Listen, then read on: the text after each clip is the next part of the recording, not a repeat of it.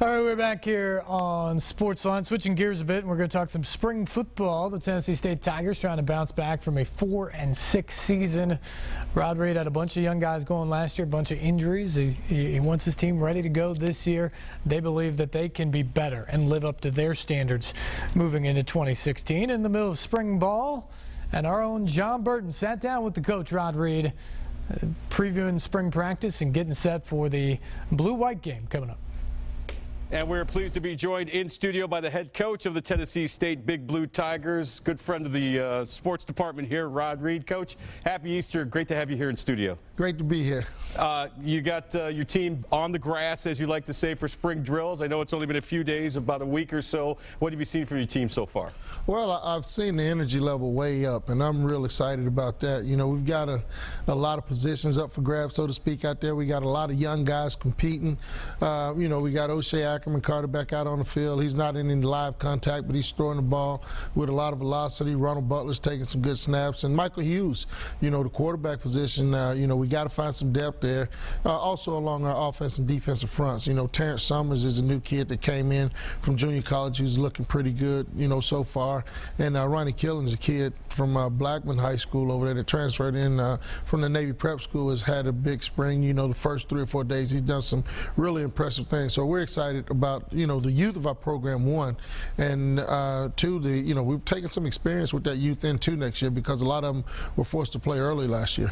You mentioned O'Shea Ackerman Carter and your quarterback position. Of course, O'Shea missed some time last year due to injury. I know it kind of hurt your team. You got a guy like Ronald Butler who's, you know, started a few games for you, but how important is it, as you said, to build some depth at your quarterback position in case something happens to O'Shea? Oh, it's huge. It's huge. That's why, you know, with O'Shea being out for the spring with the non-contract deal, you know, Ronald Butler and Mike Hughes are going to get a significant amount of snaps, and that's going to be big for both of those guys, you know, to see, you know, who's going to be that guy to be able to step in and do some things. And hopefully we'll get to a point where, you know, we don't have to put the load totally on O'Shea, because Ronald Butler is really athletic, and I think we're going to do some things, you know, this spring and installing, you know, in the preseason camp that are going to highlight his abilities a lot more.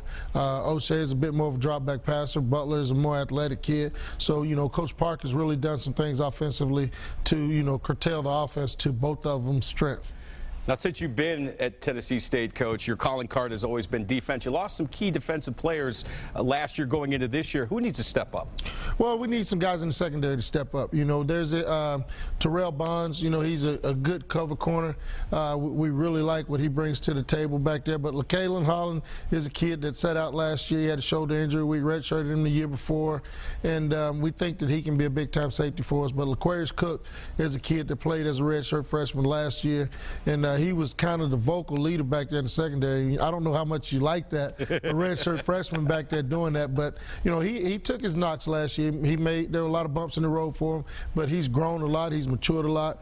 And Ezra Robinson, you know, he's a kid that could be a shutdown corner, big tall kid, you know, 6-foot kid that runs 4.4 and is really athletic. You know, he transferred in from Michigan State, but this will be his 3rd year with the Tigers, and we expect big things out of him.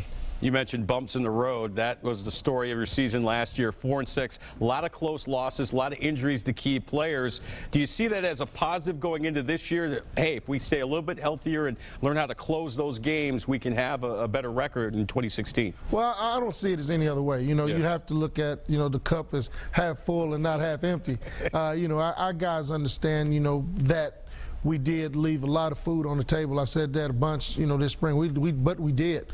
You know, we lost a couple of games in overtime, and there's some games where we had big lead, and you know, we weren't able to hold on to it. And part of that is youth. You know, part had to do with injury. But you know, our guys have seen that. You know, they've been there, done that. Now we got to learn how to start fast and finish strong, which has always been our motto. We've got to be able to play a full 4 quarters, and we got to stay healthy. Yep. And if we can't stay healthy, we got to develop some quality depth. So when we do lose a guy, we don't drop off a whole lot. And I think with those guys being able to get that experience playing last year, it really helped us. It seems like the OVC gets tougher and tougher every year, doesn't it? Oh, without question.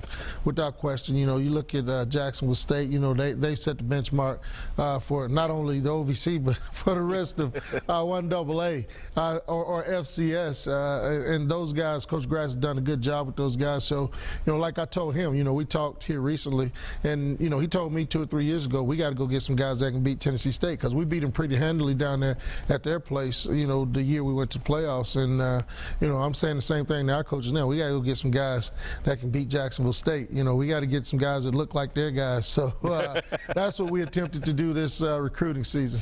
Blue-White scrimmage is when? The Blue and White scrimmage is April the 16th. You know, we'll have the Legends game before that at 1 o'clock. The Blue and White game will be at 3 p.m. on April 16th. Everybody come on out and get a good look at the 2016 Tigers. Now, are you going to be one of the legends playing in the Legends game? You are a legend at TSU. I will be coaching the Blue and White game on April 16th. I'll be standing on the sidelines or behind the offensive huddle, one of the two. Coach, always great to see you. Thanks so much for coming in. Once again, happy Easter to you and your wonderful family. All right, thanks for having me, man. Mm-hmm.